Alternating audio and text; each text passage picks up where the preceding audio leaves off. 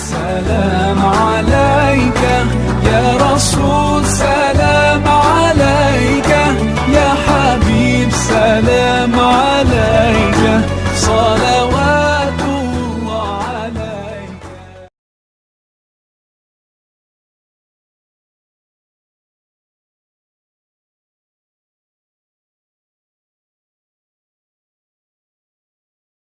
अस्सलाम वालेकुम नाज़रीन, आज फिर मैं आपके सामने आया हूँ। पिछले एपिसोड में जो मैंने आपको बताया था उसमें सूरह फतह का ट्रांसलेट मैंने आपको बताया था कि सूरह फतह जो है पारा नंबर 26 और आयत नंबर 1 वो मैं कहते भूल गया था। तो अब आप जो भी किसी का भी लिखा हुआ कुरान आप पढ़ते हैं, लेकिन उस कुरान में सूरह फतह का ट्रांसलेट पढ़ लो तो आपको समझ में आ जाए कि नबी के बारे में क्या कहा है और मासूम और बेगुनाह नबूवत की डेफिनेशन होती है। और ऐसे ही तक़वतुल ईमान से भी आप अपना सब देख सकते हैं। आज मैं आपको बताने आया हूँ खास तौर से बुजुर्गान दिन वलियों के बारे में। देखिए वलियों के बारे में अल्लाह ताला क्या फरमाता कुरान में, अला इन्ना औलिया अल्लाह ला खौफुम अलैहिम वला हुम यहज़नून। अल्लाह ताला फरमाता है और उसका मतलब है कि अल्लाह ताला के दोस्त पर न तो खौफ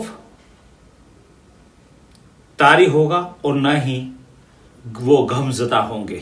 कितनी बड़ी बात है, अल्लाह ने दोस्त के लिए ये बात बोली है। और सुनो वलियों की अहमियत क्या है कि अल्लाह ने नबूवत बंद की आखिरी पैगंबर के बाद, फिर हजरत अली शेर खुदा से विलायत शुरू की, फिर बड़े पीर साहब आए, गरीब नवाज हारूस पाल, बड़े बड़े बुजुर्गान दिन आए, अंबिया साहबा, किसी का धड़ कहाँ था, किसी का सर कहाँ था, और वलियों ने जो फतेह और फली जो काम कर गए वो कोई नहीं कर सकता था। तो हमारे लिए कि हम भटके नहीं, शैतानी ताकतों से बचे, तो हमको विलायत के साथ अच्छे वली को पाए के बुजुर्ग को ढूंढ ले और उसके पास चले तो हमारा रास्ता भटकने से बच जाएगा। लेकिन आज के दौर में आप देख लो, नबी को भी कुछ भी बोल रहे हैं, वलियों से दूर हो गए हैं, तो हमारी हिफाजत कौन करेगा? तो ये आपने को सोचना है। एक कुरान की आयत है, उसका तर्जुमा मैंने बताया। अब आइए वलियों पे क्या होता है मैं बताता हूँ। देखिए पहली बात तो ना 24 ना 26 ना सिया ना सुन्नी, मैं मोमिन हूँ, मोमिन मुसलमान, नबी वाला। और वलियों की इज्जत इसलिए कि अल्लाह का दोस्त है। आज आप मेरे घर में मेरा दोस्त आ रहा है, मेरा फ्रिज खोल के खाना खा रहा है, हाथ से चाय बना रहा है, मेरे यहाँ के सो जाता है, तो मैं उसको भगाता नहीं, मैं उससे बात करता, उसको अधिकार है क्योंकि मेरा दोस्त है, मेरे लिए कुर्बान है। तो अल्लाह ने वलियों को अपना दोस्त बताया। दोस्त के अल्लाह के दरबार से वो दे भी सकते हैं और अल्लाह से दिला भी सकते हैं, क्योंकि उनकी इबादत अल्लाह के आगे मखलूक के लिए उन्होंने जिंदगी कुर्बान कर दी अल्लाह की राह पे, तो अल्लाह के दोस्त बन गए। और आप क्या करते हैं, तेरी मेरी गिला के बहुत ऊंची नीची बत्ती बाजी और खाली 5 टाइम की नमाज, तो क्या हम अल्लाह के करीब पहुंच गए? दोस्त और वली में जो और हम में बहुत फर्क है। तो अल्लाह के वली अल्लाह के दोस्त है। आप जाते हैं बुजुर्गान दीनों के पास तो सुन लीजिए कि शिर्क जैसे होता है, क्या शिर्क, बहुत सारी चीजें शिर्क भी हो जाती है। बहुत सारे लोग जैसे चादर, छमछम, नगारे, नाच के आना, वीआईपी सब अंदर खड़े हुए हैं, उनको कुछ आता जाता नहीं है, खाली बस पैसे वाले हैं तो पैसे वालों से एक दूसरे से, पैसे वालों को एक दूसरे से काम रहता है तो दावतें दी जाती है, सारे पैसे वाले झूमते रहते हैं और ऐसी चिल्ला चोर, धड़ाधड़ी, भड़ा भड़ी, औरतों का दरगाह में जाना, भीड़ का होना, ये सब बुर्राक को झूले झुलाना।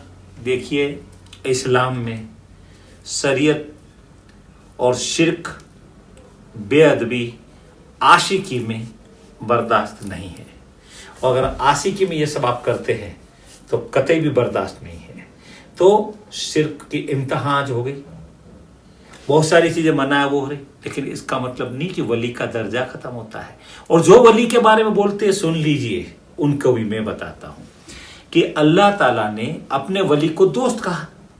अब देखिए हजरत रज़ी अल्लाह ताला अन्हु, हजरत इब्राहिम अलैहिस्सलाम नबी की घरवाली, हजरत इस्माइल अलैहिस्सलाम आप नबी की माँ, बेताब होके वहां दौड़ी। वो सफा मरवा है जिसको अल्लाह ने फर्ज कर दिया, तो वहां तो अपन कर रहे हैं। वो नबी नहीं थी, नबी की बीबी और नबी की माँ थी, मतलब वली। उसकी बेताबी को अल्लाह ने नोट कर लिया और अल्लाह ने आपके ऊपर उसको फर्ज कर दिया कि मेरी वली दौड़ी बेताब हो गई। तो जो वलियों के बारे में बोलते तो वो सुन्नत अदा क्यों करते हैं? तो क्या अब अल्लाह का रिगड़ी कहने आएगा कि इधर सुन्नत अदा करो वली की, उधर सुन्नत अदा मत करो, वली को ऐसा बोलो, यहाँ पे आके करो?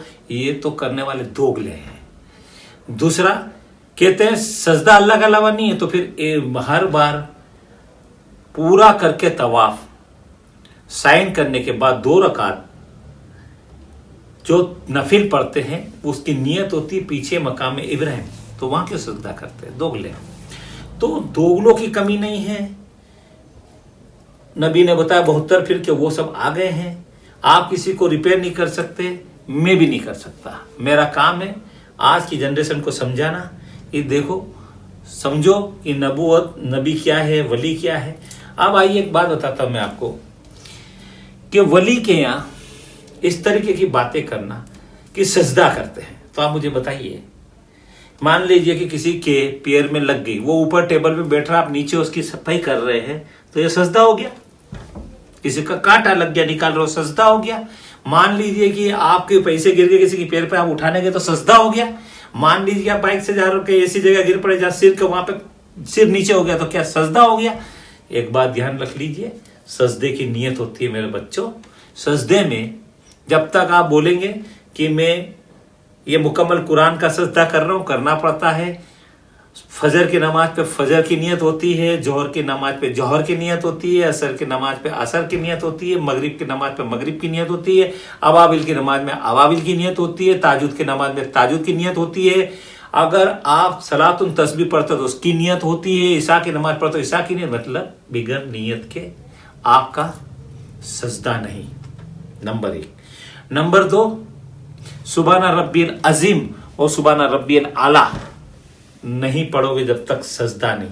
तो क्या वली के वहां जाते हो तो आप लोग गिर पड़ते हो, तो वहां जाके कैसा कहते हैं, अल्लाह मैं आया हूं वली की बारगाह पे, मैं सजदा कर रही हूं सुबहान रब्बियल अजीम आला, और करके फिर जाते हो? नहीं, आपको समझना पड़ेगा। अक्ल सलीम आपके पास है। बुजुर्गों के, माँ बाप के आप बोसा ले सकते हैं। जिस तरीके से ये बुजुर्गाने दिनों पे चल रहा है, चादर छमछम धमाधम बड़ा बड़ लूटा मारी चिपक चिपक कर, ये सब मना है।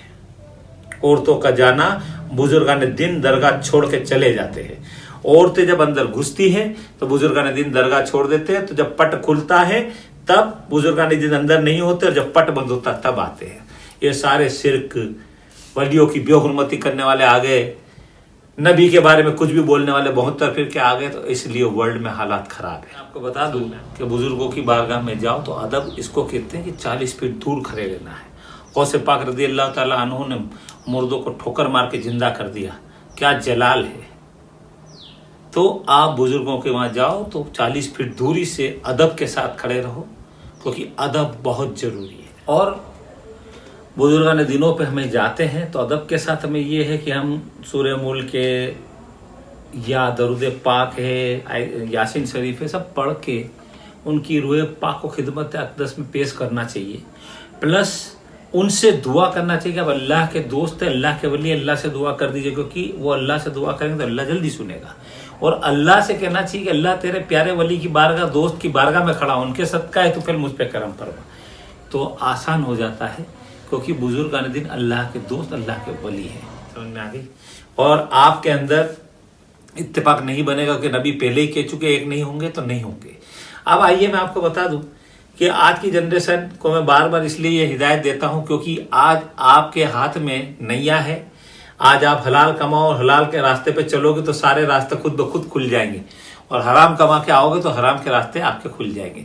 इसलिए बुजुर्गाने दिनों की इज्जत करना सीखो। आप जो है अपने खुद कुरान पढ़ो, अक्ल सलीम है, अपन जो करते हैं अपने सारे काम बराबर करते हैं, तो इसको भी गौर कीजिए। आज मैं इसी के लिए आपको बताने आया था। इंशाअल्लाह अगले एपिसोड में फिर मुलाकात होगी। इजाजत दीजिए। अल्लाह हाफिज।